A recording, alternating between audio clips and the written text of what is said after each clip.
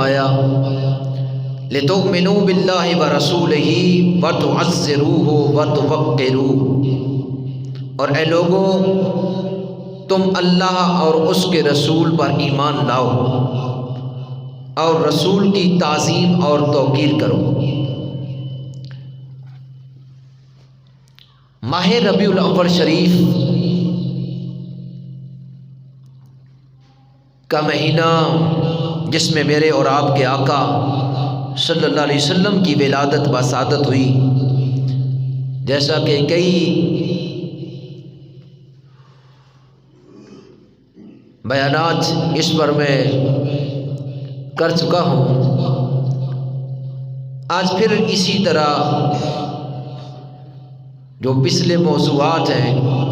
جو بیانات ہوئے، اسی طرح پھر ماہ ربیع الاول شریف کی فضیلت علماء فرماتے ہیں کہ ربیع الاول کا مہینہ اسلام میں بہت افضل ہے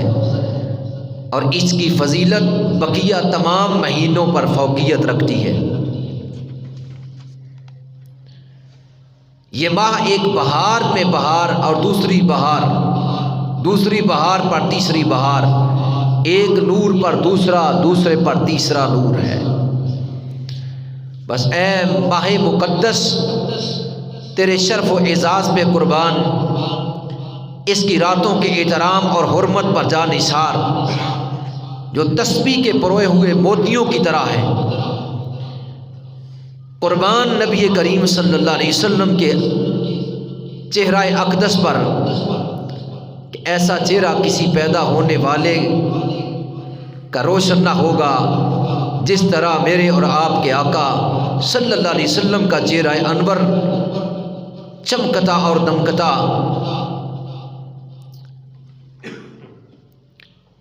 نبی کریم صلی اللہ علیہ وسلم کی ولادت کے اس مہینے میں اے ماہ مقدس، تیرے ہی سبب سے روحوں کو راحت اور جسموں کو جان، کیونکہ اس میں تمام ولادتوں سے اعلیٰ شرف رکھنے والی ولادت، تمام سرداروں کے سردار جناب محمد الرسول اللہ صلی اللہ علیہ وسلم کی ولادت بسعادت ہوئی، اور آپ کی تشریف آوری کی وجہ سے تمام راتوں کو اور تمام کائنات کے لوگوں کی ولادتوں کو آپ کی وجہ سے ہی تازگی ملی، راحت اور سکون ملا اور شرف اور بزرگی ملی۔ ہمیشہ تیرا نور کائنات میں چمکتا اور دمکتا رہے گا۔ اس لیے تو ہر وہ صاحب ایمان جس کے دل میں نور ایمان کی روشنی ہے، عشق مصطفیٰ کی کرن ہے، ہر محبت کرنے والا یہی پسند کرتا ہے، اور اس کا شوق بھی یہی تقاضا کرتا ہے کہ ایسی مجالس ہوں جس میں حبیب رب کائنات کے محاسن خوبیوں کا تذکرہ ہو، ذکر مصطفیٰ ہو، شان مصطفیٰ ہو، عصمت مصطفیٰ ہو۔ تو ہر مجالس ایسی ہو تو ہر شوق اور محبت اور عقیدت رکھنے والا اس میں بھرپور شوق و ذوق کے ساتھ شرکت کرتا ہے۔ اسی واسطے کسی کہنے والے نے کیا خوب کہا، آؤ مشتاقان محفل میلاد میں، رحمت بے حد ہے نازل محفل میلاد۔ ربیع الاول شریف کا مہینہ یہ خاص حیثیت رکھتا ہے کہ اس میں نبی کریم صلی اللہ تعالی علیہ وسلم کی ولادت ہوئی، اور یہ مہینہ صورتاً رمضان مبارک پر بھی فضیلت رکھتا ہے۔ علماء فرماتے ہیں کہ حرمت والے مہینے باقی تمام مہینوں سے افضل ہے، لیکن ان میں حضور تاجدار مدینہ صلی اللہ تعالی علیہ وسلم کا ماہ مقدس جس میں آپ کی ولادت ہوئی، یہ ماہ یہ ان سے بھی مبارک اور محترم اور شرف اور عزت اور بزرگی والا ہے۔ حضور علیہ السلام کی ولادت مبارکہ حرمت والے مہینوں میں نہیں ہوئی، حرمت والے مہینوں سے ہٹ کر ماہ ربیع الاول شریف میں ہوئی۔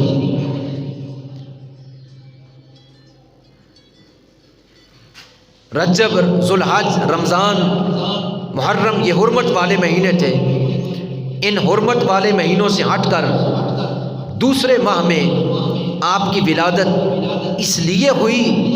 اس میں حکمت یہ تھی کہ اللہ جل شانہ نے اپنے حبیب صلی اللہ تعالی علیہ وسلم کو اس مہینے میں پیدا فرمایا